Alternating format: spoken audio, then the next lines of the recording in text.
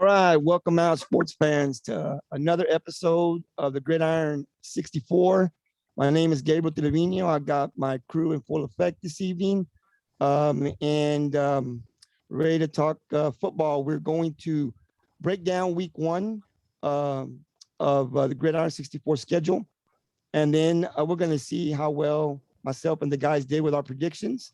We're going to keep a record throughout the season.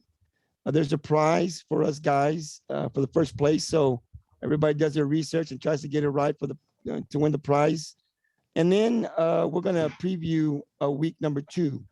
So we'll break that down. And we're also hoping that Coach Hunter Hamrick, Coach Hamrick is the athletic director and head football coach of the Ingleside Mustangs. We did have him scheduled to come in, but I did kind of get a little ill over the weekend. I've been out for 2 days, and so I reached out to him late. So we're hoping that he'll come on, but if he doesn't, it's my fault. I got sick and was in bed for 2 days. I'll definitely try to reach out to him again this week to get him in next Monday, because we definitely want to talk to Coach Hammer. We got some questions for him and his Ingleside Mustangs. So hopefully he'll come on. If not, we'll try to get him back next week. And now I'll introduce my crew, of course. We've got the big T, Tony Pena. Tony, how you doing? I'm doing good, man. And then, of course, we've got the main man of the podcast, the Z-Man, Johnny Zavala. Johnny, how you doing? Doing good. And then we got the coach, the man that knows it all, man, Coach Steve Cantu. How you doing, Coach? You're on mute. Mute. Sorry about that. Blessed, brother. Happy to be here. All right. So, as I said, we're going to get started with the breakdown of week one, and it was a good one. And Tony, I'm going to be calling out the teams, and Tony's going to give us a score, and then we're going to kind of just go around the table and get everybody's thoughts on what they thought about the game. So the first game on the Gridiron 64 week one schedule was the Sinton Pirates. Actually, the Orange Grove Bulldogs traveled over to Sinton to play the Pirates. Wasn't much of a game. Tony, what was the score? Sinton takes that game 57-12 over Orange Grove. Tony, what's your thoughts on that game? What? I expected Sinton to win. You know, I didn't have no doubt Sinton was going to win that game, but I was expecting the quarterback from Orange Grove to come in to Pirate Stadium and really get into a shootout with Galvan, and that just didn't happen. So that's kind of been the Bulldogs offense for the last couple of years is really through the air, and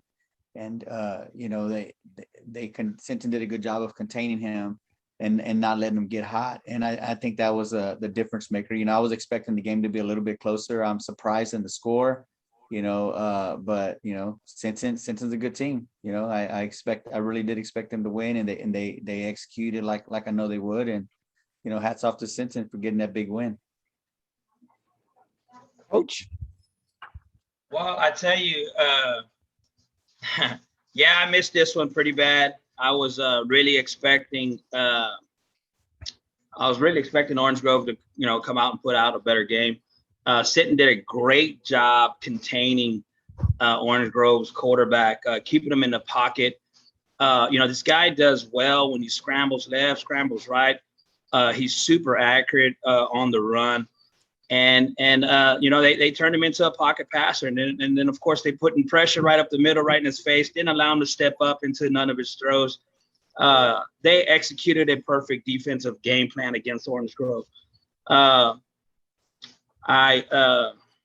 the Galvan boys do their thing. The quarterback had a great game.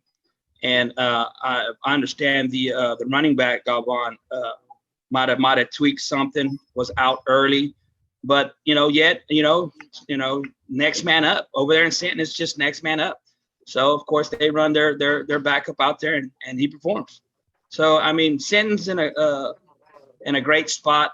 They got depth. They look good. You know what I'm saying? So hats off to them. And yes, I did pick against them, and I probably won't ever do it again. Until they play Rockport. There you go. Z-Man? Yeah, I was expecting this to be a closer game. In my opinion, I thought this was going to be the game of the week. That was going to be my thing. But just because how tight they played last year, and I expected an Orange Grove quarterback also to have a big game. But hey, Rene Galvan showed up for this game. He showed that they're the team out there this time, and he's the real quarterback out there. I mean, he went 9 for 20 on the passing for 156 yards, 2 touchdown passes. And he's great on the read option, for 14 rushes, 162 yards rushing, and 4 rushing touchdowns. That's something we're going to have to look for. Every team is going to have to look forward to. He does that read option just perfect. Unless you have good outside contain, that guy's gone. But hey, Sinton came to play this game. They're for real this year. Yeah, I seen them. I read up a little bit on Orange Grove, and like I said, the Orange Grove quarterback is top 3 quarterback probably in the Coastal Bend area as far as quarterbacks. But what was surrounded around him, I think it's going to take some time to gel. I think they're going to get better every week. Obviously, they got the quarterback, but they just got to get this in sync, and it's going to take maybe a couple of more weeks before they do that. Where Sinton already had everybody coming back. They really didn't lose very much from last year's team. Everybody's basically coming back. They added another running back with some speed on top of Galvan, and then you got the quarterback, brother Galvan. So, and then he can run and pass. So this is an offense that's to contain them. It'll be difficult. So I kind of figured that Orange Grove wouldn't be able to compete with them like they did last year. It's simply because of, Sinton just had everybody. They'd been in the system, and it was going to take time for this quarterback to have to gel. Wasn't no surprise to me to sit and won. I thought that Orange Grove would score more points. So I was kind of a little shocked about that, but I knew that Sinton would win by at least 2-3 touchdowns or more, and they definitely did. And they've got something to prove. You got to remember that loss to Orange Grove, they heard it all year. So this was their time to go back and say, hey, listen, what you did last year, you ain't going to do this year. So they had a little extra motive to come down there and put it. It wasn't just a win. They wanted to prove that they were the better team. So they had a little motivation to go out there and really put it to Orange Grove, and they did. So this would be a team that we'll have to continue to watch as the season progresses. Let's see, game 2 on the GS64 week 1 schedule. We had the Battle of the Wildcats. We had the GP Wildcats and the Calallen Wildcats. What was the final score? In this game, Calallen takes the game 41-19 over Gregory Portland. So Johnny, I'll go to you first. Your thoughts? Calallen has that same rushing attack, man. They came into this game with big plays, huge plays. Their junior running back, Epi Enohosa, second play of the game, 82 yards. I mean, overall for the night, he was the leading rusher with 20 carries, 313 yards rushing, 2 touchdowns. Calallen had five of their 6 touchdowns were 50 yards plus. Yeah. At the half, hey, I thought GP was going to do this. At the half, it was only 20-12. But, we've always talked about, last year, second half teams, man, is how you come out and you finish it, Overall, Calallen broke their school record, was rushing for 614 yards on 48 carries. Yeah. Wow. So, Wow. I had picked Calallen over GP just because GP's still learning over there. They got a new coach and stuff like that. So it's going to take a little while for GP to get going again. And, Calallen's just, there ain't no training over there. They're pretty well reloading again. Yeah, they reload. They're like that every year. Tony, your thoughts on this game?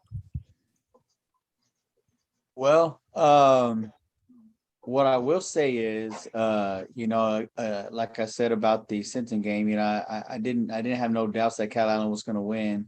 But what I will say about GP is that, they scored 19 points on a great football team. You know what I mean? So that's something that they can build upon. You know, last year they lost, I believe it was like 35-6 or 35-7, something like that. You know, just scoring one touchdown. So to be able to play a team like Calallen and score 19 points, and really, I mean, they lost by, you know, a little over 20 points, and that's not really a whole lot when you think about the caliber of team that Calallen is. So, you know, GP, I wouldn't take them lightly this year. You know, they are in a tough district anyways. You know, but they were able to put some points on Calallen. But Calallen, you know, like you said, every year they come back reloaded, ready to make another state run, and you know, hopefully they can. You know, I know Gabriel called it last year. Calallen's going to state. You know, that didn't happen, but you know, he was pretty confident about it, and you know, I hope that a team from the Coastal Bend does make it to state, and I think Calallen definitely is good enough to do that. So hats off to Calallen and GP. Like I said, you know, scoring 19 points on a team like that's you know, that's an accomplishment in itself.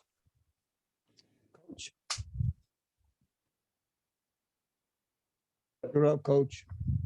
Hey, well, I tell you what, I know late in the day, there was a little buzz on Facebook. I got friends over in GP. People are texting me, man, you need to change your pick. You need to change your pick.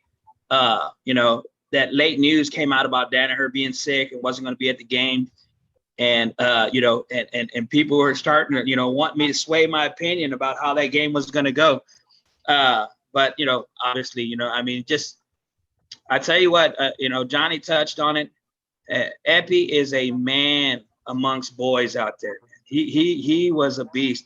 I got to know. Well, I tell you what, I take that back. I just seen Epi in the gym.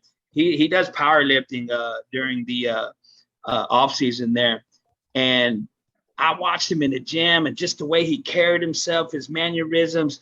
You know, he had that swag, and if I'm not mistaken, he went to state in his weight class.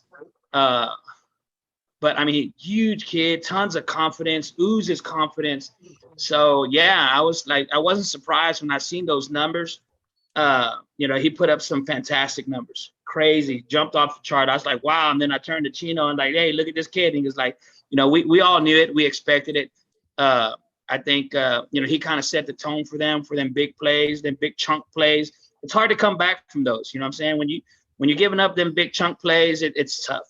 You know, if you're grinding it out and it's a back and forth game, you know, you understand. But when you're giving up big chunk plays, it's just tough to come back. Absolutely. And we'll continue with this. But I do want to introduce, we had our first coach kind of join us on the Gridiron. The Gridiron is we kind of, you know, did a test run last year. We put a crew together this year. We're still looking to add 3 more, not from the Rockport area. We're looking from the Corpus, maybe Ingleside, maybe Sinton, maybe Taft from the Coastal Bend area. But looking to get 3 other guys to come on. Could be a female too to come on and kind of balance the Gridiron a little bit and talk, you know, about our teams here in the Coastal Bend. And so we invited our first coach this year to join us, and we have him on now. It's Ingleside's athletic director / head coach, Coach Hamrick, Hunter Hamrick. Coach Hamrick, how you doing this evening? I'm doing all right, man. How are you guys doing? Coach? Yeah.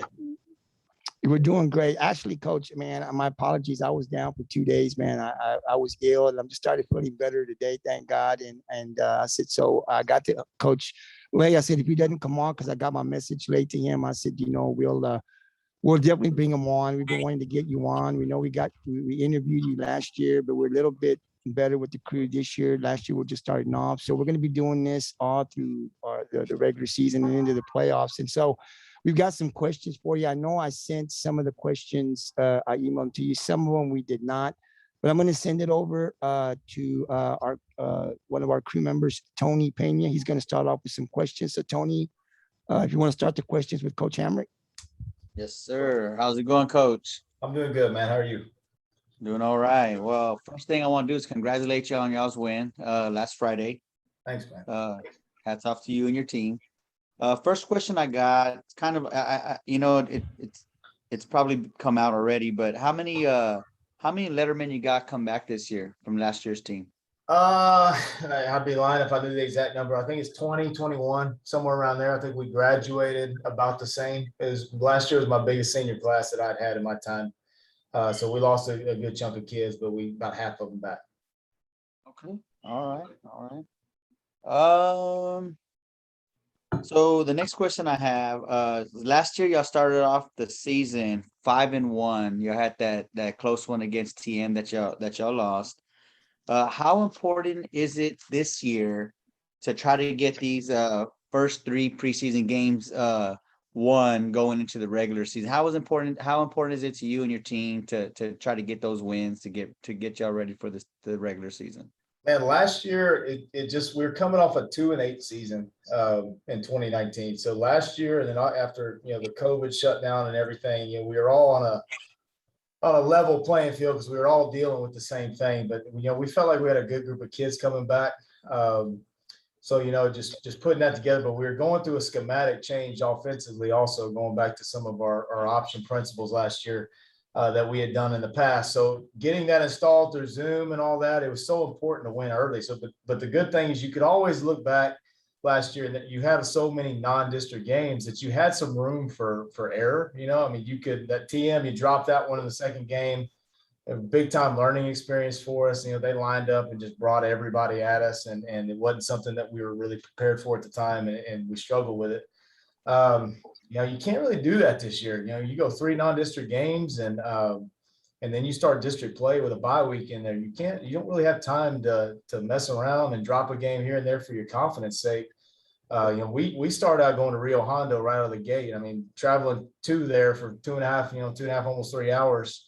You take that trip, but against a hungry group of kids that haven't been playing football for a year, man, and it's scary, So, we feel like we got to have an equally hot start this year coming out. And I can tell you right now, what we did the other night was not it. We ran away with the game and our defense stepped up, played a good football game, but definitely not comfortable or happy with where we were the other night. Absolutely. I mean, a win is a win, but like you said, exactly like you said, this is the time, and you only got 3 games, not 6 games to figure out where the holes are. And so I feel you on that one, but anyways, great game anyways. It's 15, what is it? 15 to 10. 15 to 10. I mean, if you put 15 points. Gave up the opening kickoff for a touchdown, and then snapped the ball over our head in the shotgun on the 5-yard line for a safety that they just missed for covering a touchdown there, which would have made it within a 2-point conversion of either the win for them or kicking an extra point and tying it. So our defense pitched a shutout, but we just had some mistakes. I was without my offensive coordinator last week and my special teams coordinator. So, and both those guys happen to coach the offensive line too. So we really struggled doing some things offensively last week. So. All right. Well, that's all I got, Coach. But again, thanks and congratulations on the win and good luck this season. Yes, sir. Thank you. Z-Man, you're up. Welcome, Coach. Thanks, sir. What brought you to Ingleside as a athletic director, as head coach? What was it? And I'll be honest, man. I mean, when I got the job, I was 31. My granddad was a head football coach and athletic director from the Corpus area. He's the head football coach at Carroll for a long time, for a while in the 70s. My dad followed in his footsteps as an AD head football coach for quite a while. Ended up at Bremont, but he was a Carroll graduate. So, and my mom, obviously, he was a Carroll graduate. My mom was a Carroll graduate. So, being a coach's son, my consistency was Corpus. So that's where grandparents always were, and just kind of what I called home. I bounced around. I lived in Harlingen in junior high that time frame, and I graduated from Central Texas, and I lived in Coppers Cove for probably 7-8 years with Dad being the head coach there for a while. So as a coaching family, Corpus was home for us. So this job really intrigued me. I was coaching at Rockdale, as the offense coordinator at Rockdale. Between Waco and Austin, College Station, kind of centrally located, man. And anyway, I saw this job come open, and I had seen Ingleside probably 2012, 2013. I passed their camp at a 7-on-7 state tournament deal in College Station, and I saw the kids, and I just, man, this was the Terrence Gross days and the Tristan Barajas and those, So I saw those kids in this camp, and I just like, man, wow, So when this Ingleside job popped up, it really, the location sparked my interest. But I'll be honest, I didn't know how confident I was in getting a job. I knew there's a lot of old guys that had some ties to the area and to the job in particular that I felt like I'd have a back seat to that, So I don't know if I interviewed well or how that went down or whatever, man. We had some good seasons in Rockdale. I 2 of my last 3 years there, we went to the quarterfinals. And my last year there, we went 2 rounds deep. And I think we only had 2 starters back both sides of the ball, So we really overachieved. Wow. We had, just kind of feel like I got lucky, man. My career goals were to start small, start at one of those lower 2A jobs, start small, build one up. That's where I graduated from Bremont High School. So, Bremont between Waco, College Station. And so I was a small school guy. So coaching at that level was something familiar to me and what I was comfortable with. And that's kind of what I felt like starting with. And then, hopefully retiring one day at the 4A level. So to start there was definitely a learning curve for me. Even though I've been coordinator and all that stuff, just starting out there as a head coach and the whole management aspect from the AD and the football roles, it was definitely a tough gig. So, but anyway, that's how I landed here, man. Just kind of this all fell together at the right time for us. And Awesome. like I said, it's been a build, but my dad was retired at the time, was living outside of Cameron. They had retired from Bremont. We're living outside of Cameron. And so when I got this job here, they'd always said they wanted to retire back in Corpus. So they picked up and moved with us. And, I have 3 kids. And so we got the grandkids here close in Corpus and grandparents and all that type of stuff. And, so it just kind of fell together the right way. Well, welcome to the area. You're definitely doing something good over there in Ingleside. We are trying, man. We're trying. That's good. That's good. So last year you mentioned about your Real Hondo trip, your first district game. Out of all the Valley teams, since we didn't see them last year, who do you think is going to be the toughest out of the Valley teams? Man, we all saw them at some point in time or another. So in 2019, we were going to play Raymondville. We had to beat West Oso at their place. And even though as a 2-8 team, if we'd have finished 3-7, we were going to be the 4th round or the 4th place playoff pick, and we were going to play Raymondville. And my goodness, they were good. They had that Zaravian Armendariz kid that they had last year. Yeah. And golly, man, that's one of the best high school football players I've seen anywhere. The way they utilized him and got him into different packages, because he'd go from quarterback to running back. Schematically, they weren't all that complicated, man, but they could find ways to get him the football. And we were looking at that game just and going as potential first round opponent. Just they were just unbelievable, huge, both sides of the ball. They graduated him and watched the Divine playoff game that they won. I didn't get to see their 2nd round game. And he just kind of took that ball game over in the second half against Divine last year. They got a big old quarterback back, big 6'5" kid, if I'm not mistaken, 220 pounds, something like that. Just huge quarterback that can run the football. I got on Rio Sports Live the other day just to watch their first ball game, see how they did against, I think it was LaFetia that they played last week. Man, they look good. It's still big up front. They're always big. That's what we played Rio Hondo in the playoffs in 2018 down at their place. One of the biggest. I coached in Los Fresnos for 2 years down there, man. And I swear, coaching the Valley, I don't recall them being that big. But Rio Hondo had a huge offensive line. We're really skilled. We gave up 200 something yards rushing to the running back, man. So they always have talent there. It's they're going to be hungry to do it. And then you got Tony V at Port Isabel and the slot T coming back and getting in full swing. And they won their first game. Now they're all dangerous. I don't know that I can give a leg up. I know the returners for Raymondville are probably not as many as Rio Hondo, but how legit is that if Rio Hondo didn't play a football game last year? How much work did they actually get? Port Isabel, I think, played 1, maybe 2 games last year. So I think you'd have to give the upper hand to Raymondville, but I'll be honest, man, Rio Honda's my first one on the schedule. They're the most dangerous. So, Well, good luck to y'all, man. Good luck to y'all. thanks, man. That's all I got, Gabe. Coach. Hey, Coach. Well, welcome home. First and foremost, welcome home. Welcome back to the Coastal Bend area. I'm glad that Ingleside's found you, or you found it, and you guys seem to be a great match. I've been watching Ingleside. I've been playing against Ingleside for quite a while. I'm a youth coach here in Rockport, so I've seen the boys that you have now. I've seen those guys come up through the system, from the youth all the way to where they're at right now. My question to you, Coach, is here in the past few years, because I'm involved in the powerlifting deal as well. I have a son that's involved in powerlifting, and Ingleside has been blowing it out of the water when it comes to powerlifting. Is that something that you brought with you?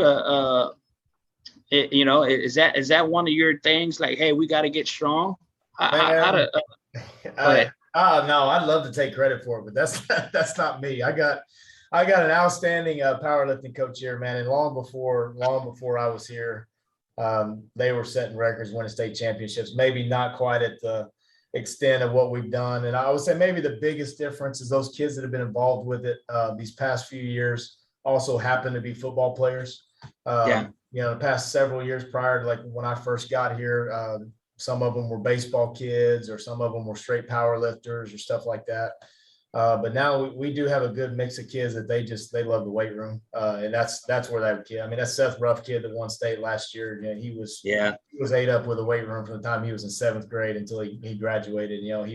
He knocked on my door during COVID. It was like, Coach, can I borrow a barbell? And we need to borrow a bar, 45-pound plate. Like, dude, no, go home, man. Go home. I can't do that. But no, we have those types of kids, and our middle linebacker, fullback right now, Jackson Mobile. He was a number 3 guy in the state last year, man. He's an animal. Animal. Yeah. And then we had another one, Seth Morgan, that just missed it last year, just missed getting qualifying. He's a junior, and they, like I said, they're ate up with being in the weight room all the time. And that attitude translate because they pull some kids with them. They, even if they're not power lifters, they pull them into the weight room on their own time. And we stress that when we're in the off season, we're pretty much in the weight room 5 days a week. I don't see how you can't. It used to be a day where you could go get a job, and if you implemented a good strength program, you were going to win. Because it was kind of unheard of. Those days are gone. If you don't have a solid strength program, then it's just not going to go anywhere for you. You just got to do a great job of balancing that. So, no, I'd love to take credit. Like I said, Coach Eric Jimenez is my powerlifting guy. He's a former outstanding powerlifter himself, and he does a great job with him. Coach Alvarado has an assistant, Coach Alvarado. He helps. My football coaches like to get in there. My O-line coach, offense coordinator, Coach Hillis, he likes to get in there when he can. Just got a lot of guys that are ate up with doing it, and they do a good job. Well, it takes a village, Coach. And your guys are doing a great job, man. It shows to me. That's what I watch. I look at, the direct correspondence between the two. I said, man, these guys are getting stronger, in the gym, and it translates to the field. That's what I saw with your guys last year, and that's what I told my guys earlier this year. I was like, man, hey, and let me tell you, I got you slotted for number 4 seed there, Coach. I'm picking you to make the playoffs. I don't know about the rest of these guys, but you have my complete confidence. Appreciate it, man. Well, we're shooting for 1, believe it or not. I'm sorry, Coach. Hey, right when it came out of my tongue, I was like, man, I probably shouldn't have put a number on it. Shit. Too late. Too late, man. Hey, so the last question I got for you, Coach, is, after the week 1 big win, obviously, the score and, the on the field thing, probably, you already said that it wasn't to your liking, that you definitely, and I see a better program. When I looked at you guys, we talked about it here on the podcast. I see a great up and coming team. I see you guys doing good things. after a win like that, I mean, especially now, the questions kind of changed for me now because, you know, I wrote this question last week or earlier. And I was like, well, you know, I mean, now after listening to you and saying, you know, so after a win like that, I mean, where do you, let's see, I'm sorry. Where do you think you guys can make improvements at, Coach? Or what positions in particularly, or just the overall play? Man, and everybody's going through this right now. I mean, absolutely everybody's going through COVID issues where you're missing kids for here and there. You know, I talked to Jay a couple of weeks ago. He was saying it was just kind of now hitting him a little bit, where early it was really running through us and Sinton pretty hard. And, you know, I got a message out today. I got 2 starters are going to be out for the next 10 days, you know, with it, but I also got 2 coming back. You know, so it's playing that part of the game, man. It's trying to get everybody prepared to, as this thing, I guess, runs its path through us. Making sure that we're prepared to step in and fill in, because you don't know between Monday and Tuesday who's going to be there, you know. Last week, I mean, like I said, it was our special teams coordinator's out. First thing that happens is we kick the ball off and they return it for a touchdown. So obviously we got work to do there, specialty wise. My starting center's got a club on his right hand, which is his snapping hand. He got knocked out on the first Monday of contact. He got knocked unconscious, and when he did, he stuck his snapping hand out and it broke his thumb on his snapping hand. So he's got a club on his snapping hand. So he started all last week against Mathis. He was snapping with his non-dominant hand, with his left hand. And then somewhere in the third quarter, whenever that safety happened, he had gotten his left hand stepped on, and we were thinking his left hand was broke.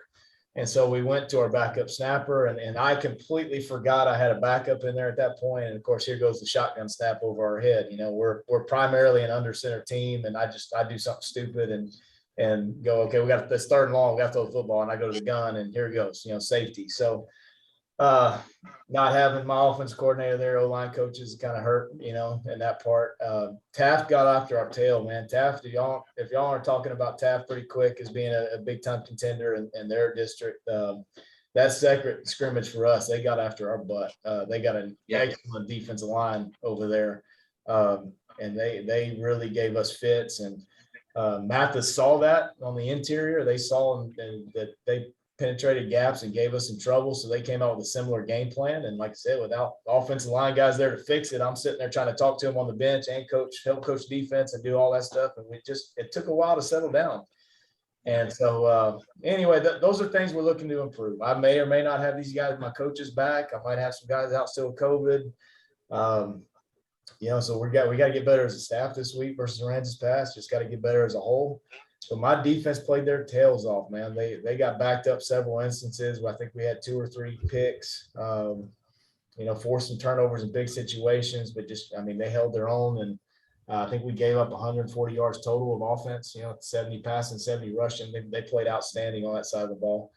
Need them to repeat that effort and just give our offense a little time to catch up. Honestly, I thought offensively we made a schematic change defensively, and I thought our offense would be way ahead of where it is right now. But like I said, we've kind of had the wrong people out and different things. And so we're in catch up mode a little bit.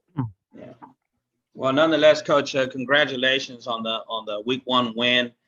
And, you know, I pray for health for everybody in the Coastal Bend, you know, because that's what everybody deserves an even shot. You know what I'm saying? Beat me with my best. And then, you know, I could, you know, I'll walk away with my chest out, you know what I'm saying? So, you know, congratulations on week 1 and continued success. Thank you, sir. Appreciate it. Yes. Hey, Coach. First of all, Taft, we are going to talk about Taft. That big old number 64 in Taft is part of that Gridiron 64 you see up here.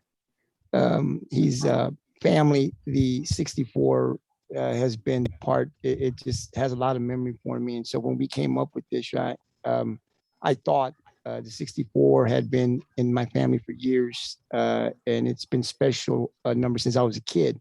I was in elementary, and so many people have come across that 64, many of them in Rockport, my son included, and a lot of family members in Taft. So when I came up and we wanted to do something, people are giving me these. And I said, no, it's got to be something. And everybody was kind of, do this. How about this? And I said, no.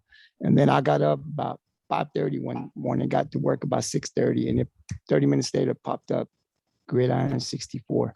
And so I took it. And so we're definitely going to be talking about Taft. Ingleside is, we've got 2 podcasts. We've got the Gridiron on Monday and Pirates Cove on Wednesday. And so hopefully you guys are tuning in because we talk Ingleside. We talk about the district on Wednesday. So we're going to keep a close eye on Ingleside. We want to keep a close eye on the district. Coach, I'll tell you that if we see, because we got guys here that keep up with the stats. So if we see one of your players having a big night, man, we definitely will be calling you back and seeing if we can get a hold of that player. Bring them on. I know you guys are tired, but if you have a running back that gets over 100 yards, anything like that, we'll definitely be sending you a message. Can we get this player on and then wait for your response and then bring them on? Simply because what we try to do here on the Gridiron is we've got so much talent in the Coastal Bend area, and a lot of that talent in these schools goes unnoticed. Communities don't even know about them. We want to shed some light on these kids, our coaches, and the work that they put in, the program, the athletes. They put in a lot of work, and sometimes it just goes unnoticed. And, so I know that we also are going to keep tabs on one of your players. His name was, Alex Rodriguez. We interviewed, I know he's going up north to college. He's playing baseball and football out there. So we did a little interview with him before he left. And we're going to keep tabs on him throughout the season and see what he's doing, and then write a little story on him on our social media pages. And maybe we have time, let the community of Ingleside know what he's doing. Nothing, because most of these guys go up there, the community doesn't hear anything about them anymore. And just because they don't play for this area anymore, right? They come from here, and you want to keep the community, you want the community informed of, what they're doing at the next level. We got a guy from Sinton, a baseball player. So it's going to be fun, Coach. And, before we let you go, we want to give you the last word. Anything you want to say? Oh man. No, Alex, outstanding. He's at McMurray. He's an outstanding football player, outstanding kid, great baseball player. I'm impressed with him that he wants to go attempt to do both, that he's going to give that a shot. We had a middle linebacker that's with him, their roommates, Jacob Warren's up there with him also, just playing football. But I'm real proud of those kids, and giving it their shot, and told them I better not see you anytime soon back here. You keep your butts up there and do what you're supposed to do and do right. No, guys, I just appreciate y'all having us on. Absolutely have just given time to talk about these kids, even if it doesn't promote them or anything like that. And they enjoy hearing about themselves and hearing what's going on in the area, and their work ethic and all that stuff just needs to be spotlighted. And I'm impressed with what you guys are doing. Absolutely, Coach. And I'll tell you this: we're going to bring in coaches every Monday. We'll bring in a player. We just kind of throw out names out there of coaches, and then the guys. We got a schedule of 9, so we have 8 Coastal Bend games, and then out of those 8, we have 1 game of the week. So we focus on that game of the week, and then our 9th game is a state game.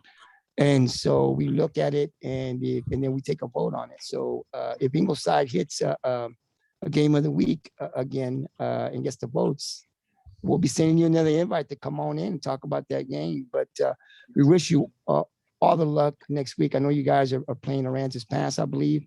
Yes, sir. So good luck. Hope you guys win. And we look forward to talking to you sometime in the near future, Coach. Absolutely, guys. Thanks for having me on. Yes, sir. Thank you. Thank you, Coach. Thank you, guys. So that was Ingleside's athletic director, head football coach, Hunter Hamrick. He's, I got to tell you guys, that Ingleside program has gotten better. He's been in the districts. I remember when he was in that Cuero district, Sinton and Ingleside, and they were just getting beat when he first got here, but they hung in there. and they got progressively, they got better. And you talk about coach, you talk about their program. That Eric coaching Menace, he's my ex brother in Ingleside. Is that right? So yeah, he's my ex brother out there. He's a nice guy, great guy, big guy. Done some acts retreats together down there in Ingleside. So I know Coach Jimenez very well. And I got a lot of respect for Coach Hamrick because just staying with the program, and just building it. And one thing I'll say for the school board there, most coaches, they're going, they see something in Coach Hamrick. And I've heard some great things from kids down there. It's not just a football coach, but people really like him out there, just his personality. He does more than just win football games, right? He's a great guy. I've heard nothing but good things. I've got a lot of people I know down there, and I asked, questions. I haven't heard one person in Ingleside I've asked say anything negative about Coach Hamrick. So I know he's a great guy, and he's building a program up there. And sooner or later, we're going to have to contend with those Ingleside Mustangs. If it ain't this year, next year, they're coming. So we're going to have to be prepared for them. So it's great to have him on. I'm sure that before the season's over, we'll be talking to Coach Hamrick or maybe a few of his players before the season ends. We'll go back to breaking down the game. I think we were on the Gregory Portland Calallen game. And I'll just say this. I'm with Tony. I knew Calallen was going to win, but I think this is a small victory for the GP Wildcats. This is a new coach that's coming in. He got there late, kind of, I think, and he got hired on. And this is a program that hasn't won in the last 4, maybe 5 years. They haven't even made the playoffs. And so, bringing him on, being able to score some points on a really good Calallen defense, because Calallen's ranked what, Tony? 2. They're ranked Ranked 2. Second. Okay.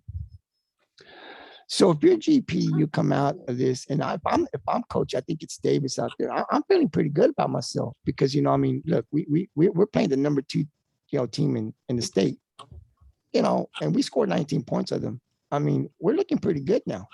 So let's continue to work hard and let's get in to see where the season ends. This might be a team that could possibly make the playoffs this year. They're in a district with the Victoria schools, Moody, Ray, Betts, Flower Bluff.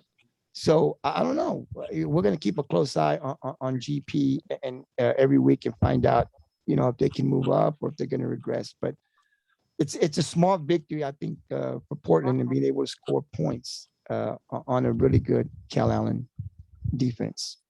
Hey, Gabriel, I just want to make a correction there. Number 9. Sorry about that. Calallen's number 9. Okay, number 9. All right. Top 10. There you go, top 10. Top 10.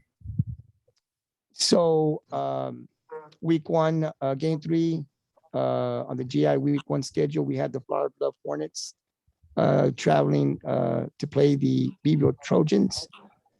Johnny, I'll go to you first. Well, I had picked the Flower Bluff just because they're just a powerhouse. They have been, and Beeville. I don't know. We keep on saying every year it's rebuilding, and I don't know if Beeville has a rebuilding year again. I'm throwing that out there. But Flower Bluff has a decent quarterback again. Nash Mayegas, he went 13 for 14, which is almost perfect, for 203 yards, 3 touchdown passes. He's also a danger on the ground too, going, scoring a touchdown run on 35 yards rushing, So Flower Bluff came out hungry, and they put a bang to Beeville. They just like, bam, it's 31-0 at the half. Come get us, So Flower Bluff came out hitting hard, destroyed that game first half, and just didn't let go. I think Flower Bluff will do something again this district. Yeah. Hey, Johnny. So it's always last year it was between Betts and Flower Bluff. Early on in the season, are you willing to say that Flower Bluff will win the district? Or is it too early for you? I'm saying the Vets are not as strong as last year. Nope. I agree. And I'm going to tell you, they've got a new coach now, but I think this coach that Vets has was a coordinator. I don't think he moved in. I think he was a coordinator there. So he was already under the system, I believe. But I'm going to tell you something. I like Flower Bluff, and I'm not ready to say, but I think it's going to be a good matchup. I think Flower Bluff's got a good chance of winning that district because of this quarterback that they have. And he's a workhorse. He's a handful. So we'll see what happens. We'll keep a close eye on that district. Tony? Well, like Johnny, I picked Flower Bluff as well. Let's see, what was the score on that? Let's see, 39-14.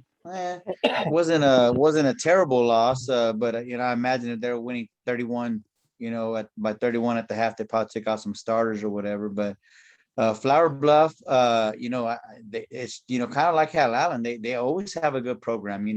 They don't really make deep playoff runs, but they have the potential to. I mean, they're in a tough 5A district. I mean, it's tough once you get into the playoffs. It's tough to win. So, but they have a good program over there, and that coach has been there a few years now. So I would say, just based off of the game that CC Vets had against Alice, Flower Bluff has a chance to win this district. I think they really do. I think they really just, if we're just going off of what we've seen week 1, I think Flower Bluff has a really good chance of winning district. So anyways, hats off to Flower Bluff on that win. And Beeville, I mean, like Johnny said, we keep saying that Coach Sosa just got there, and Coach Sosa just got there. And Coach Sosa's already been there. And Beeville, Flower Bluff's not an easy team by any means, but maybe they made the schedule like that, not to win, but to be ready for their tough district that they're in with Calallen and Miller and Calhoun. So, maybe that's what he's doing. Maybe that's what his intentions are, but, we'll see. Before I go to the coach, I'll say this about Beeville. I followed Sosa, and this is a coach that doesn't care about the preseason. No, he don't. I mean, he understands. And look, winning a game against Flower Bluff would be good, right? But that ain't going to get you nowhere. It'll be, if you don't, district is what counts, right? So, I mean, you can bring the fellows over and cheer the victory, but it ain't going to get you nowhere. So I think good coaches prepare themselves for the district. There were times when we lost every preseason game by 2 points. I remember a few years ago, Rockport did. We were losing games at the very last, but it prepared our guys when we got into district and into those, a deep playoff run, second, third round for Rockport. So I think Sosa understands that. I think his son is the offensive coordinator out there, is another good coach. So he understands, if he wanted to win, he'd have picked somebody easier, I guess, to beat, but he wants to see where his team's at. And I think for Beeville, they're going to sneak in, but now you've got Alice. I think Alice right now is a better team than Beeville. So it's going to be hard for Beeville to get in because there's 4 teams that get in, right? So you got, if Alice gets in, Calallen's in, Miller's probably going to be in. So, I mean, Calhoun. So it's going to be very tough for Beeville to get in. But I still said last week that I think they're going to sneak in. I think they are, but we shall see what happens. Coach, your thoughts? Well, I tell you what, I mean, I wouldn't downplay that Alice, losing there. You know what I'm saying? I mean, that was a close game all the way to the end. You know what I'm saying? They played them super tough, Tony. And I think that, I mean, I think there's more to say to, that first year coach and bringing his things over to Vets, even if he is a returner. I mean, it's tough. You know what I'm saying? It's tough, to even to convince kids. Right now, we're just going to talk about just the kids. Trying to convince a kid that, hey, you know what? Although we're running the same offense, we're running the same plays, I'm going to stick with everything the same, that follow me. Put your confidence in me. It's not as easily done. So what I'm saying is you could take a winning program, right? Lose a coach, and then have that coach leave you all of his golden books, everything, all of his offensive books, everything that he has, and then okay, now go over there and tell them kids, rally behind you and get behind that team. it's not that easy. I think Alice is going to be something to contend with. I know we're not talking about Alice right now, but I mean, I don't necessarily downplay that loss to Vets. I really do think that. I really do think I lost my train of thought. See, I got so excited. I'm just saying, hey, I picked them to win too. So we'll see where it goes from here. Sorry about that, Gabriel. No problem. Next game that we're going to break down is the Corpus Christi Vets, and they traveled to Alice. And I'm going to tell you something. What impressed me about this game was Alice's defense. They just didn't put 4 quarters together, but these guys were hyped. The fans were hyped. They came to play, man. They came to play. Coach said they were going to come to play, and they did. They just didn't put it together for 4 quarters. But this is a very dangerous team. And I think you're going to see some upsets. This team may beat Calhoun.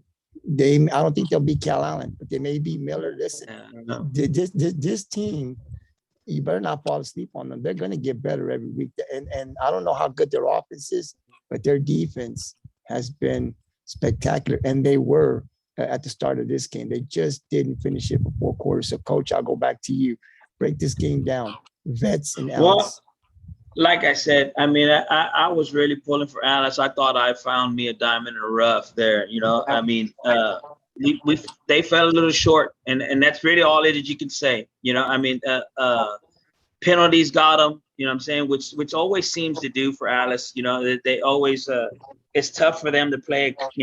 I mean, don't get me, I was going to say clean game, but clean as far as penalties. So penalties always seem to bite them in the ass. And it came back on them here in this game. But like I said, I stand behind that pick. I think that was a great pick. I think had I won that one, it would have softened the blow for the other one that I missed. But hey, you live and you learn.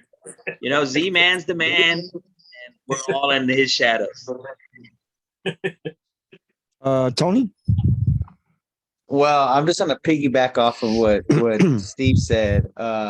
Whenever I was making that comparison about Flower Bluff being able to beat, having a possibility to win that district over just because of the way CC Vets played Alice, I wasn't trying to downplay Alice. CC Vets was just a superstar team last year, and I don't think that they are that team this year, and that's why I think Flower Bluff has a potential to win that district. But now to the Alice game, or to the Alice and Vets game, I do think Alice is going to be good. And I said that last week. I said Alice is a team that, especially when you play in their house, it's tough to win over there. Their fans are loud. That you got they're loud. Their fans are loud. Their kids play with emotion, and that's where the penalties come from, because they play with emotion. Those guys, they play with a lot of emotion on the field. Rockport's played them a few times, and I see it all the time. I mean, it's tough to win over there. And I really do think that, and then Alice last year, remember too, they had a tough time with COVID over there at that school. So, trying to win ball games last year was tough, but they snuck into the playoffs. You know what I mean?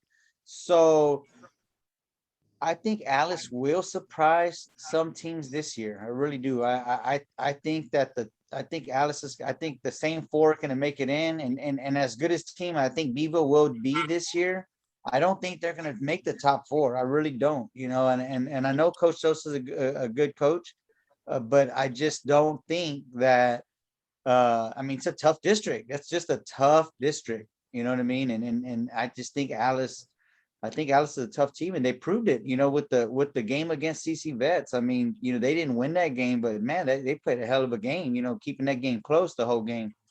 So, hats off to Alice, and shoot, you lose 2 points to one of the best teams in the area. That's not bad. That's not a bad way to start your season, So Absolutely. Good job for the coach for picking such a difficult task for the boys and almost winning. I mean, shoot, that's outstanding. They had an outstanding game, and like I said, I think they're going to shock some of the teams in their district this year. Yeah, a game that played that tough is going to catapult them to week 2. Now, I'm interested to see the matchup for Alice week 2, and I really do think they're going to come out firing. They might win by 2 scores this next game. I mean, they played that well. I mean, and it's a game that you play so hard and so tough, and then you at the end of it, you almost feels like a win, but it still stings, right? And you go to the locker room, you still realize it's a loss, but that next week, oh my gosh, watch out, heads out, you know what I'm saying? Because they're gonna build off of that. Honestly, I really do think Alice is gonna build off of this loss, and they're gonna be tough. Like you said, I agree, Tony. I agree. Z-Man. Well, first, I want to say congratulations for the head coach, Ben Brittner, for getting his first win at the Vets. What a way to start off. Tough game. This game was tighter than most people thought. Alice had this game. Alice could have tied it at the end. They failed on the 2-point conversion. They had the Alice quarterback threw a 72-yard touchdown pass, and they went for the 2-point conversion late in the fourth quarter, and they didn't make it. So this game could have ended up tied and going, who knows how this would have ended up. So this game was big. One thing I always say is special teams. Special teams are big. You got to have a great special teams to win high school football. Big time. They got a real reliable kicker. They started off the game with him kicking a 36-yard field goal. We're not, we're relying on our field goal kicker. We're going for a field goal to get us 3 points. 3 points, 3-0. We're going to get up, He later on had a 37-yard field goal late in the fourth quarter. That pretty well was it game-winning field goal points, pretty much. They won by 2, but his 3 points pretty well won the game, even though it wasn't at the end, but it came into play, a big play. At one time, they converted a 4th down punt that led into they completed a fake punt that converted into a touchdown later on. Special teams, 2 field goals, fake punt, huge in a game like that, especially in a 2-point game. Yeah. Again, it's huge. I can't push that enough about how big special teams are. So they squeak away with the win. What do you think about Alice, though? Yeah, I'm impressed by Alice. I'm very, very impressed by Alice. I'm very impressed. Yeah, guys, listen, I'm telling you, Alice will be in the playoffs if they don't, if COVID doesn't hit them hard down there and they don't have any injuries. This defense is good, and it's only going to get better. And this game with Vets could have gone. It's one play, like Johnny said, a 2-point they get in, and we're probably talking about Alice winning this game. So, Coach Steve's pick on Alice was right on. It just the play didn't happen for them, but they came out to play. And you're right. There was it was inches from them to win. So if you go back this week and you look at that game, you're like, hey, we were right there. We didn't play a lot last year. Vets played. We didn't play a lot last year. Pretty much, we were off and on. Maybe they got a few games of that. And so we come in our opening regular season and look what we do against, like you guys said, a very good team in the Coastal Bend area. That's almost like we won this game. I mean, you look at that. Hey, look, we're gonna be ready for week 2. Alice is gonna be good this year, and I think when the playoffs start, they're gonna be a team. Like I said, I wouldn't be surprised if they beat Calhoun or if they beat a Miller. I don't think they'll beat Calallen, but you never know, right? But I think they can definitely go. I can see Alice in that second slot behind Calallen because I think they're that good. So I didn't pick them in week 1, but they come into the Gridiron again, and I just may pick them. We'll see. The next game that we'll break down, of course, we had the head coach, Coach Hamrick, his Ingleside Mustangs. They played the Mathis Pirates. Z-Man, I'll go to you first. Yeah, Ingleside came out with the win of 15-10. I did pick Ingleside on this one.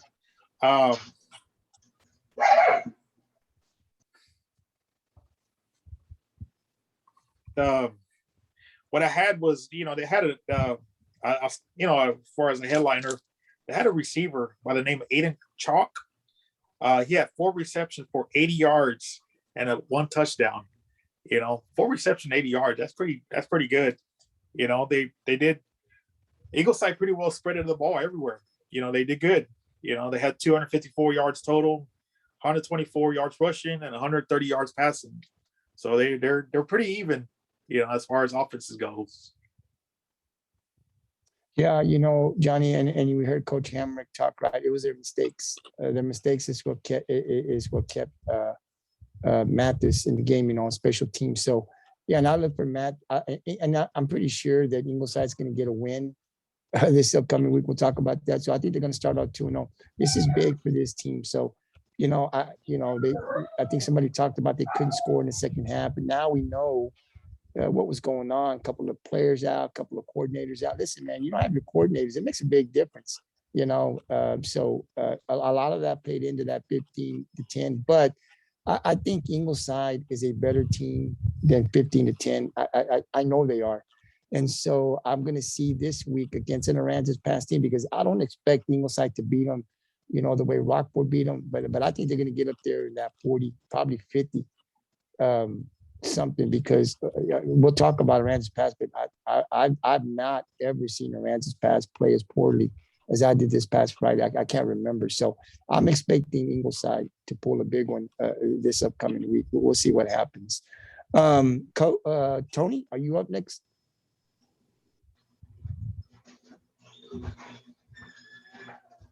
Are you on mute? Yeah. You know, Nat, you can hear me? Yes. Yes. Can you hear me? Yes.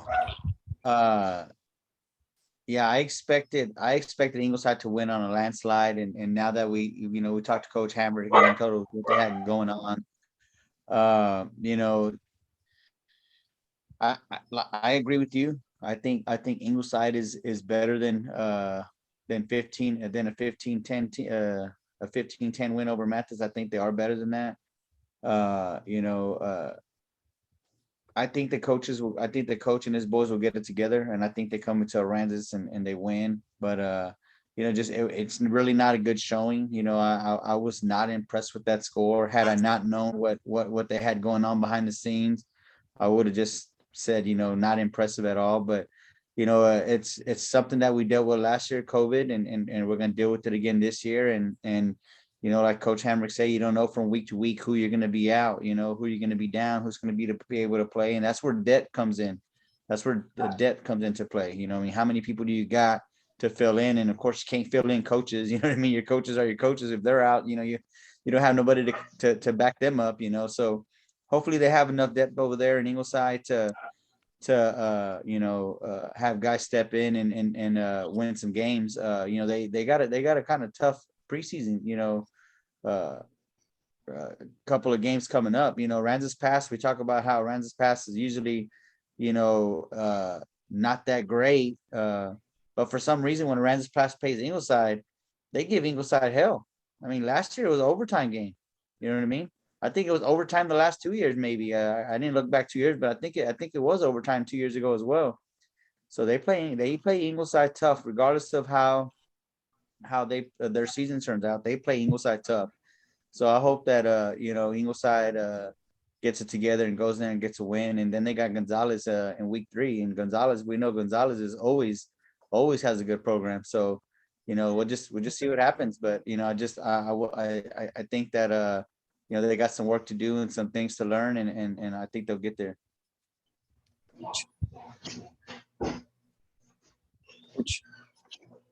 Hey, I'm sorry. So, yeah, there's no doubt that Ingleside, didn't put their best foot forward.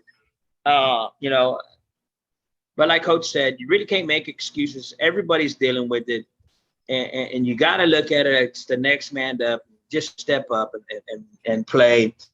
I admire the fortitude it took for them boys to grind it out. I mean, you know, the guy's playing with a cast on his hand, a ball cast. He don't even have his fingers sticking out, hiking the ball left-handed. You know, I mean, you know, those are the type of plays, or it's going to individual play that it's going to, you know, to take the squeeze a game out like that. So, I mean, I don't put too much stock in the score. I know the program's good and they're on the upswing and they're doing great things over there. Just hey, kudos to the coaching staff for not settling and saying, okay, because come on, you can hang your clothes on that line of excuses of, why we shouldn't win this game. And Mathis ain't no chumps. Mathis is a great team. You know what I'm saying? They're hard hitters. They're gritty. They came out there and they fought. And to squeak out a win isn't a bad thing. I mean, shoot, with that much adversity, with coaches out, players out, all the adversities they go through, a great win for those guys. Congratulations, coach and their coaching staff, for those guys who were there. Me too. I look for them to build off of it, but like Tony said, he didn't pick the easiest road, which is great though. For up and coming program, that's what you want. Man, tell me where I'm at. Let me know where I'm at before this season starts. And that's what the coach did. I think he really set himself up to, as a teaching tool to them boys. Hey, at the end of these 3-4 games, we're gonna know where we're at. And we're going to know. And I think week 1, they're off to a great start because week 1, all the adversity and everything they had to overcome to get a win, boom, notch on the belt. Week 2, tough opponent. Let's not make excuses. Let's go out there. Well, Iran's past, but I'm talking about the strength of the rest of their schedule. Great opponents there. So I think the coach is doing great things. I think he's making all the right moves. And, like I said, I picked Ingleside to win, and I kind of had that gut feeling, and the score didn't resemble how strongly I felt about it. I mean, I felt super strong about it, but it is what it is. A win's a win, and we'll take it. You know what I'm saying? So, congratulations. Absolutely. And then the next game we'll break down is, of course, the Rockport Pirates playing against the Aransas Pass Panthers. Tony, I'll go to you first. Your take on this game. I think it was a very well executed game. One of the things that I really, really liked is how the coach spread the ball around. I mean, you had 4 different guys carry the ball, 5 different guys carry the ball. All of them did well. Ace had a couple of touchdowns in there and passed for 116, 120 yards, something like that. And defensively, I mean, they pitched a shutout, and that's because they were swapping in guys and everyone did well. Everyone did well at their position. There was very minimal mistakes on the Rockport side. And I just think it was a very well executed game. I mean, Aransas Pass has usually not as tough an opponent as Rockport is used to playing in the regular season and in the postseason. But just like I said about the Ingleside game versus Aransas, they want to beat us. Aransas Pass wants to beat Rockport. And we talked about last week how the last couple of years haven't really been big wins for Rockport, and they should have been. And I tell you what, they came out there and they put a whipping on them, and I'm glad they did. And hats off to the coaches and to the boys putting in the work and getting that really big win, like we know they could. Johnny, what a way to start off the football season with the 68-yard opening kickoff return. Again, special teams. One play. Special teams. One play, ended the game right there. That's all you needed. It was it Corrios? Is that what it was? Corrios. Yeah. And I missed it, dude. I was too busy still settling in. He was still getting your popcorn. popcorn. I found the ball. I was like, man. But yeah, it was a great win. I'm going short with that because I'm going to use this on a Power Cove. But I had to say that about especially the opening kickoff. And Chupi, 6 touches, 4 touchdowns, so what a great playmaker he is. Easily went with Rockport in this one. And I think it is the school record for the most points. I know we scored 70 back in 2000 against Robstown. And I want to say pretty confident that this is the highest score the Rockport's ever scored. Wow. Coach? Hey, well, I tell you what, man. Hey, I got this pick right. I'm just kidding. No, no. Hey, Tony touched on it. You know, I think the plan was spread the ball out. I mean, they came out and executed so well. I mean, obviously, the big special team play kind of gets you started. The great play by the offensive line. It really didn't matter who they handed the ball off to. Those kids were gaining yards. I mean, if you get almost 4 guys, right, within, 25 yards, if you get 4 guys rushing for 75 yards, but that's, how do you game plan against that? I mean, John Chupi ran for 87. Devin Phillips ran for 84. Caden Kennedy ran for 56. And, oh, hey, the game gets too late. Christian Kane, pop him in there, let him rip off 76 yards. So, and that's not even touching on the passing. I mean, the passing game was nice. Those guys, Ace did a great job bootlegging out, rolling out when he had to, staying in the pocket when he needed to, taking off running when, I mean, he just honestly, it was probably the best execution I've seen out of Rockport as far as game plan and execution, blocking, running, catching. I mean, let's go down the line and just check all the boxes. Hey, great job. You know what I'm saying? Hats off to the coach and the coaching staff for all the hard work that they put in preparation and getting these boys ready to play. We knew that Aransas Pass going in was going to struggle with the passing game, although they were going to stick with the passing game. We heard that going into it. And, I mean, they stood with it. They stayed with that pass, and they just, they were not going to let it go. You know what I'm saying? They were going to just, this is who we are, or this is who we want to be. And, and kudos for us for sticking with it. Now, Aransas Pass, let's talk Aransas Pass for a little bit. I know that the score don't represent it. But you know what? I'm going to be totally honest. I watched that film several times, and there were some open guys out there. There were some guys that were floating around, and they were open. If it wasn't for the defensive line putting a lot of pressure on them, Aransas Pass had some chances. I honestly do think that the coaches probably went home, looked at that tape, and said, hey, we need to get better. We need to execute better. Our quarterback play needs to be better. But I'm going to be honest. Yeah, I could look at that film, and I saw open guys from time to time. The throws would be in the dirt. They'd be sailing high, so they get some better quarterback play. Aransas Pass, you know what I'm saying? They could do better than 76-0. There's no doubt in my mind. I don't want to dog nobody out. That's the team, and that's who they are, and that's about all they have to add up to. Honestly, there were some plays that would be made there, and hopefully Aransas Pass, sees the same that I see and sees the potential in some of those plays that they could have made, and stick with it. The biggest thing is stick with it, bro. I mean, and honestly, that coach showed me that. He showed that to me. He's like, hey, you know what? I don't give a shit if we're going to get our head kicked in or not.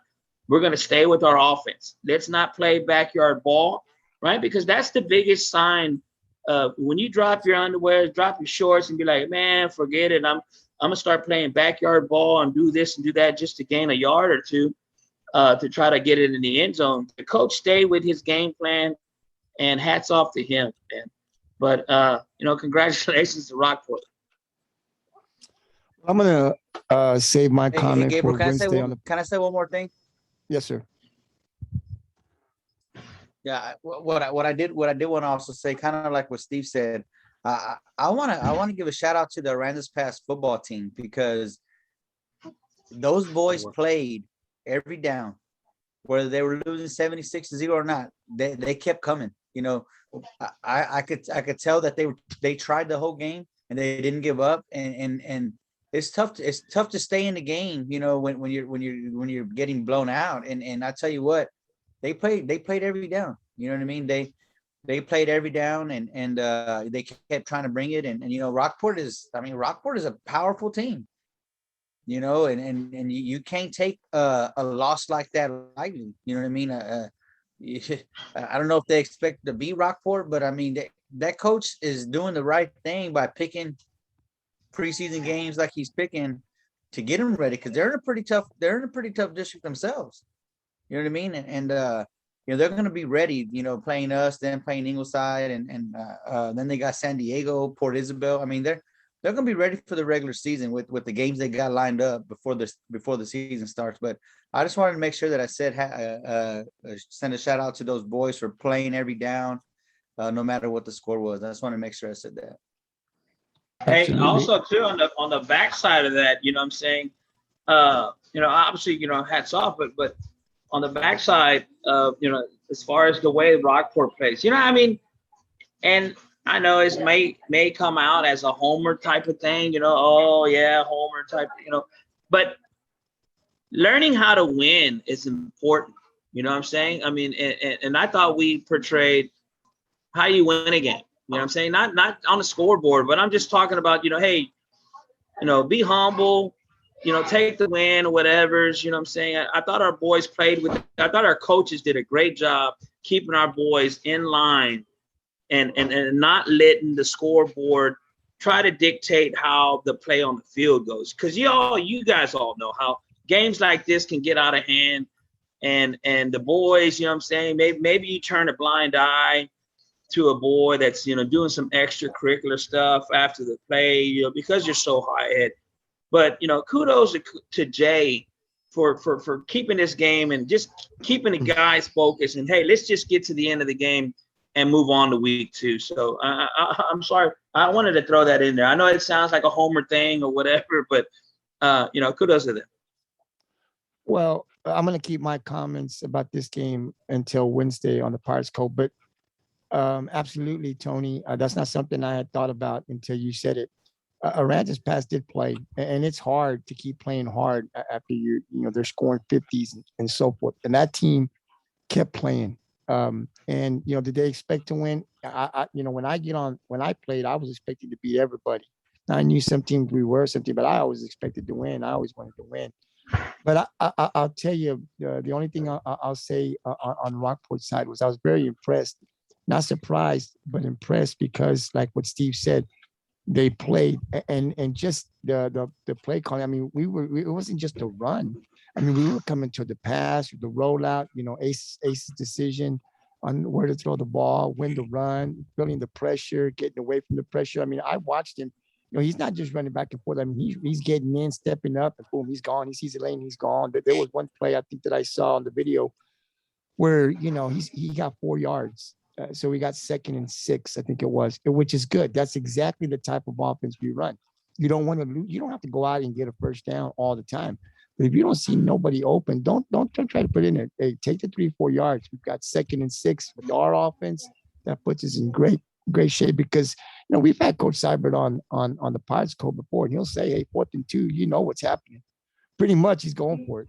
I mean, he basically said that 9 times out of 10, right? So that's the way I think the players have to think. Your coach is saying, hey, look, I know that we're going to go for our 4th and 2. So let us get to 4th and 2 and not 4th and 5, 4th and 6, right? Have a better chance of making it. So I like the way we played. I thought the guys were focused, and I just loved the way we played offensively, throwing the ball, pitching it, and getting 4 guys to almost, over 50 yards. That's amazing. And so I think we got a lot of depth. The Rockport team is going to be real scary this year. The next game we'll break down, of course, is the San Diego Vaqueros. They took on the George West Longhorns. Now, hey, listen. I'm just going to say only one guy from this podcast picked the Vaqueros. So if there's anybody, and the familia from San Diego, now I didn't pick y'all because I got family over there, but I knew the Vaqueros were gonna be able to pull this out. I knew they were tough, and they did. So I'm going to go to the coach first. I'm going to have the coach talk about this one. I'm so glad you came to me first, because I think I gave you the most hell about picking San Diego, and I deserve it. I deserve it. I deserve to have 2 mouthfuls of elote, fully dressed, force feed it to myself for, you know what I'm saying? I mean, hey, the guys came out and played. I mean, they did a great job. And I'm sorry, I picked against y'all. Maybe next time I'll look it over better. So congratulations, Gabriel, on the pick. I know you're the only one, and I hope the other guys, these other two, are as gracious in their loss, and don't blame it on something else, and just own it. Well, let's find out, Tony. Well, this is what I will say. I will say that that I agree that San Diego has had a great team or a good program for the past few years.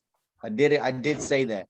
Now I picked against them just because I did feel like kind of what Steve said. That youth program, they had a tough team, and those guys are all juniors and seniors now. And I expected them to be better, and they made the playoffs last year, and I expected them to be better. They lost to a 33-13, something like that.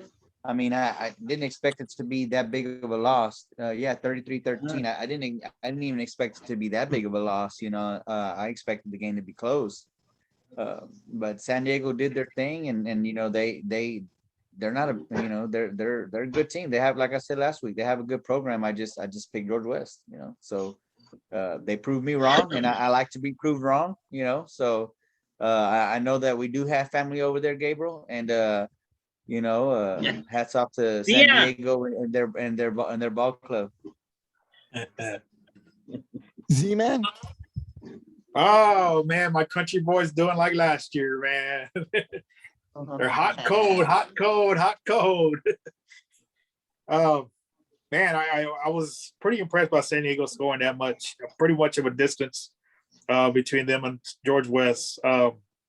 George West wasn't consistent last year. They had some games they pulled off, some games they lost like this, and George West just hasn't been consistent compared to last year. This one was another one. I mean, I wasn't expecting such a big turnaround as far as a score difference on this one. Some of the highlights of this game was their quarterback for San Diego, RJ Benedetto. He was 6 for 10 on a passing, 119 yards, and he was also rushing 9 for 55 yards and had a touchdown rush. They have a kid by the name of Hector Garza.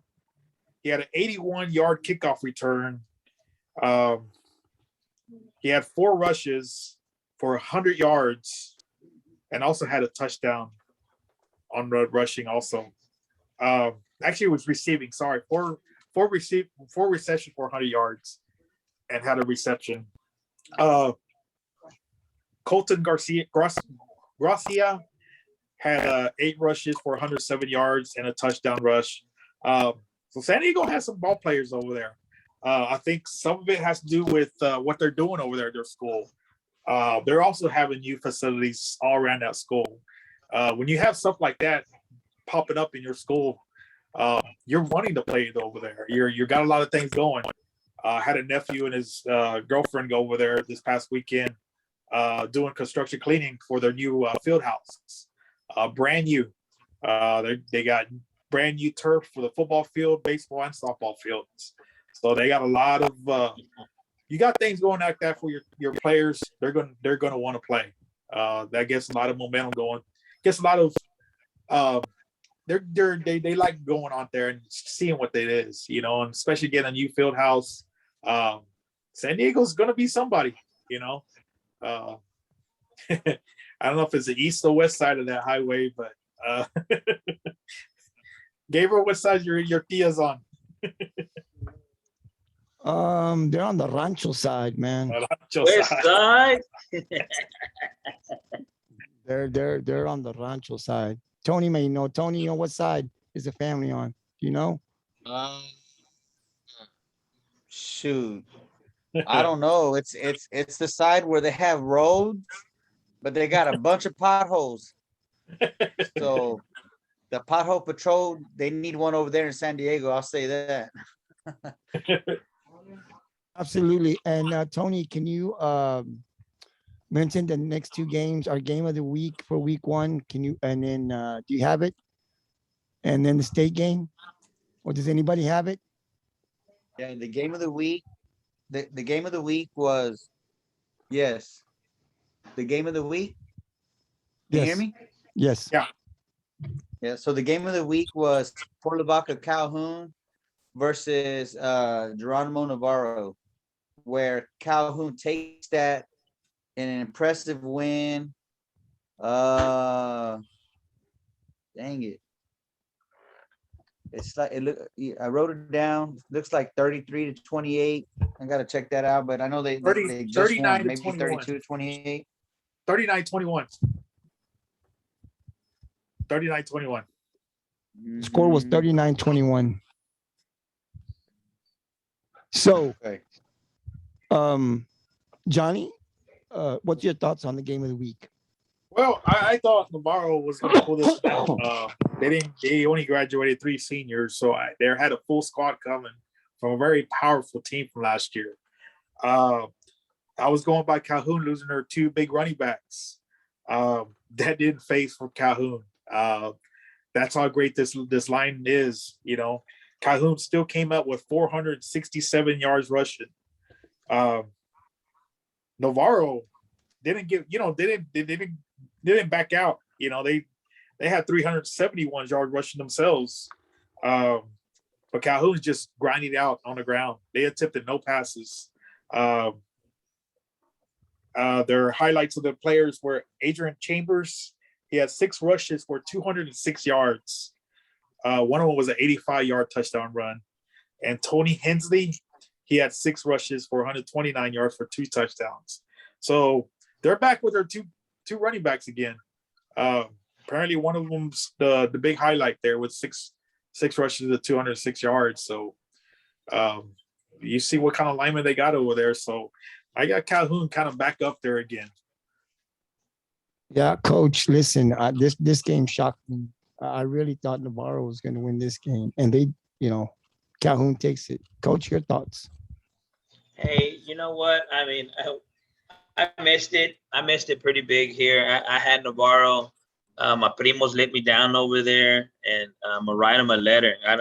We don't text because they don't have a phone. But no. Hey, listen. I mean, who knew, right? I mean, next man up. I guess that's the mentality over there at Calhoun. It's just next man up. Those guys did a great job reloading, and hats off to them. I probably should have watched the program a little closer and see what that JV team was doing last year before I made my pick, because obviously these guys are underclassmen and they came up and they showed their ass. So and not just one of them, the fact that they got another one, they got 2 of them that are ripping off big yards. So hats off to the line, that offensive line. We knew they were massive and they had some returners and they were going to do great, but it's it's a roll of the dice. So who you going to have come up? Are they going to produce? Are they going to be those guys that can come back and fill the shoes of the guys that they lost? And I'll be damned. Yes, they do. So I should. Great job, man. Great job. Tony? Yeah, when I was thinking about this game, because I was one of the ones that picked this as the game of the week. When I picked this game, I really had Port Lavaca pegged to win, but after digging deep and looking at how many lettermen they had coming back and just the kind of season Navarro had the last few years, I changed my pick when we went to picking the teams. I picked Navarro. So anyway, so that's why I picked Navarro, because I had Port Lavaca originally. That was my first pick, but like I said, after digging into it, I changed my pick. Port Lavaca, they were impressive on the ground. You know what I mean? But Navarro didn't back down. And hats off to Port Lavaca and what they were able to do. So. Yeah. Well, like I said, man, it just really surprised me. I thought Navarro would win this game. But we're going to keep an eye on Port Lavaca. They're in that tough district at Calallen and Miller and stuff. So it's going to be another go around this year. We'll see what happens. And then, of course, I have 33-28 on that game is what I have for a final. I don't know. Johnny said 39-21. I got 33-28. So it was a close game. Not sure. I don't have it. And then, of course, let's talk about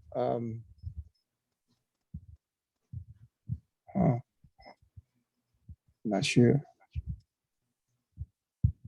Where I got mine. Well, then let's talk about the state game. Tony, you want to introduce the state game? Okay, so for the state pick, we have South Lake Carroll versus Highland Park. And South Lake Carroll wins that one big, 45-21. Go ahead, Tony, break it down. Well, I know we were kind of wondering how South Lake Carroll was going to do with after losing their quarterback, but South Lake Carroll's not the kind of caliber team where if they lose one player, they're not going to come back and win a game. So that's why I picked South Lake Carroll. I mean, their offense was too much. Their defense didn't give up much, and it's just too much for Highland Park. You go once you get into those 6A schools, and like Steve said, next man up. Someone's out, next man up, and that's exactly what they got over there when you got a 6A program and a bunch of kids to pick from, and people want to be a part of that. So they want to go there and play for that school, and they've been a winning program for many years now. So I didn't have no doubt, even though Highland Park has a great program too in 5A. I just think once you try to play one of those top ranked teams in 6A, you're really playing with fire, and South Lake Carroll came and really put it to them. So, Coach.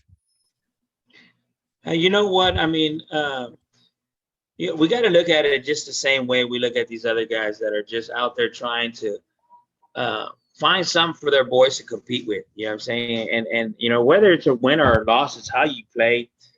And I think the boys did well. They came out and they fought. I mean, I also was on the right side of this pick. But I mean, it's tough. I think that everybody's out there trying to challenge themselves that first week out. I see a lot on the internet right now, people putting high stock, and you should, right? So you come off a big win, your coach did a great job in scheduling, and it does exactly what you want it to do for you. You know what I'm saying? You either come out with a win, or you come out, for some of these schools that played bigger schools, they came out with wins, and then for some of these other guys they came out with narrow losses. Now, I've seen some blowouts over there where they might have stepped a little bit too far out of their comfort zone. But, I mean, for the most part, I'm excited, man. I mean, that's Texas football, baby. You get out there, you try to play, and you go stack up your team against their team and let the cards fall where they may. And then, like I said, either way, it's built up confidence for your program. And, great job by those boys. Great job. Johnny, this is a game that you wanted to see. Your thoughts?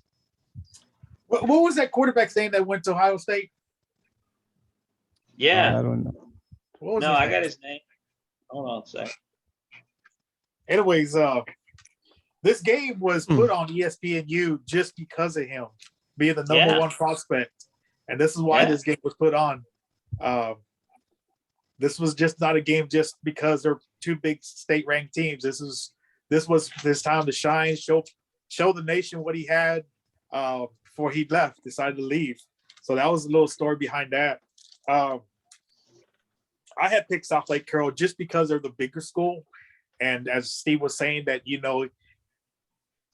pick these games, you pick these big games, and Highland Park didn't back down.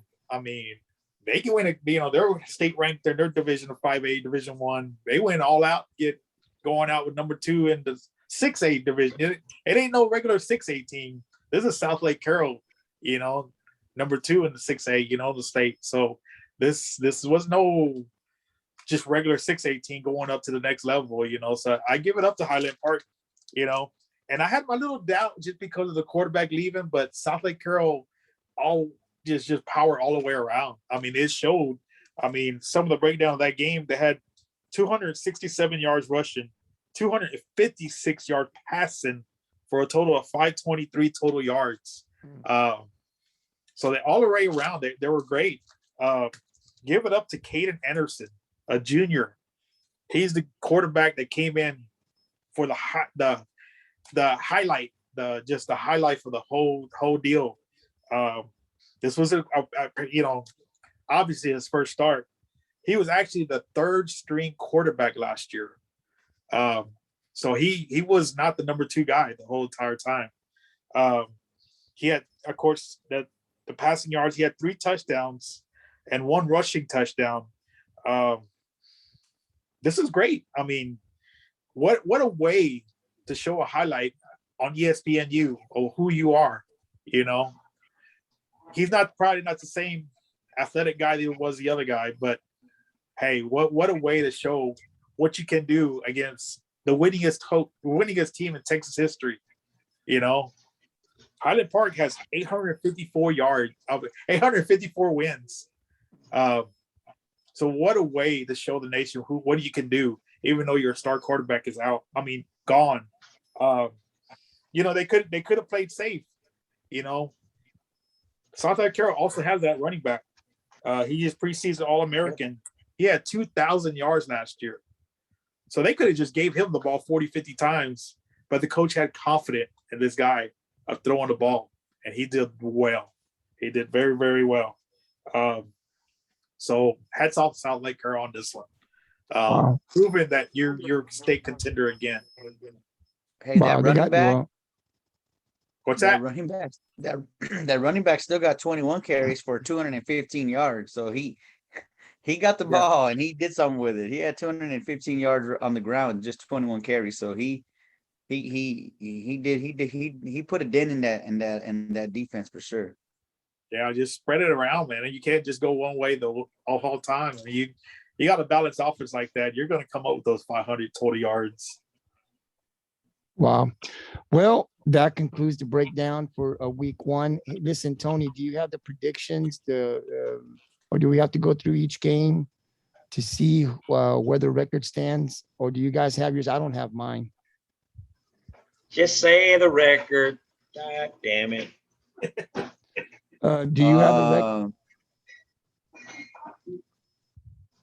I didn't get that. I didn't get No, all that's of fine. that. Let's just go through it real quick. So if you don't mind calling out, just call out the game. If you don't mind writing it down on paper, and we'll just go around Okay. and say which ones we've got. If you don't mind writing it Okay. down. Okay, so I'm just gonna go in the order that I have them written down. So Rockport AP. We all pick Rockport, right? That is correct. Yes. Sinton and Orange Grove. Somebody had Orange Grove. Who had Orange Grove? Okay, so that's a loss for you. Gabriel, everyone else has Sinton? That is correct. Yeah. Correct, Johnny? Gabriel? Yes. CC Vets versus Alice. Steve, you had Alice, right? I had Alice. Everyone else has CC Vets? Yes. All right. GP and Calallen. I think that everyone picked Calallen, That is correct. right? Yes.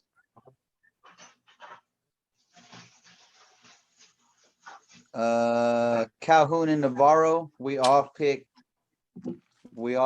Navarro, right? I did. Yes. Okay.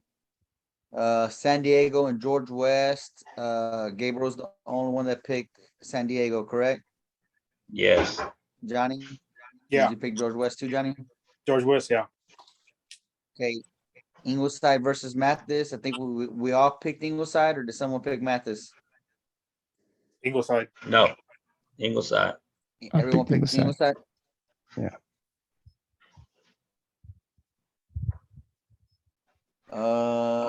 And then Flower Bluff versus Beeville.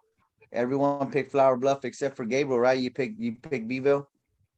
That is negative. I said that Beaver would be in the playoffs, but I picked Flower Bluff. Yes, he did. Yeah, he was heavy. He was heavy on them doing well, but he picked Flower Bluff. I wrote it down last week and it said that he picked them, but I guess I was wrong. Yeah. So everyone picked Flower Bluff. Okay. Yeah. Yeah. And we're gonna have to play the tape. Look, that's why it's recorded. Y'all can watch. Listen, I like Beeville, but I ain't dumb.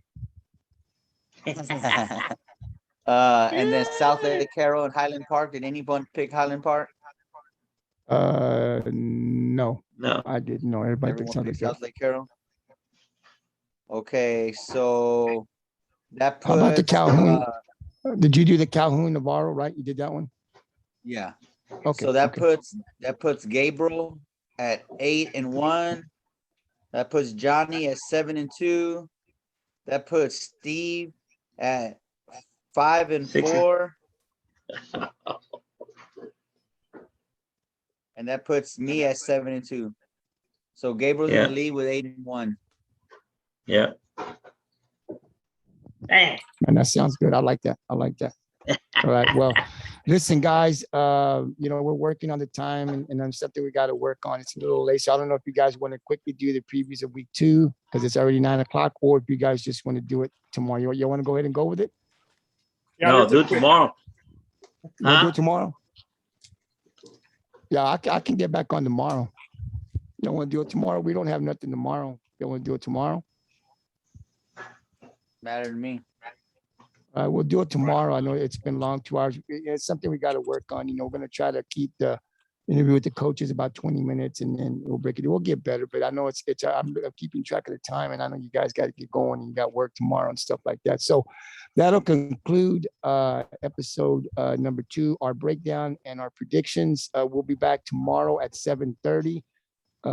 It'll be the continuation of episode 2, the preview for week 2. So tune in. It'll be up sometime tomorrow night, about 10 o'clock, but we'll be previewing week 2 of the Gridiron 64 schedule. So guys, thank you very much. And again, I apologize. I'll be ready next week. I was feeling ill over the weekend and I'm still not feeling 100%, but hopefully within the next couple of days, I'll get to feeling better. And we'll be back on tomorrow, 7:30 to preview week 2 on the Gridiron schedule. So have a great night, guys. And I will see you. This video will be uploaded tomorrow. Good night, have a guys. great night, guys. Have a great night. Good night.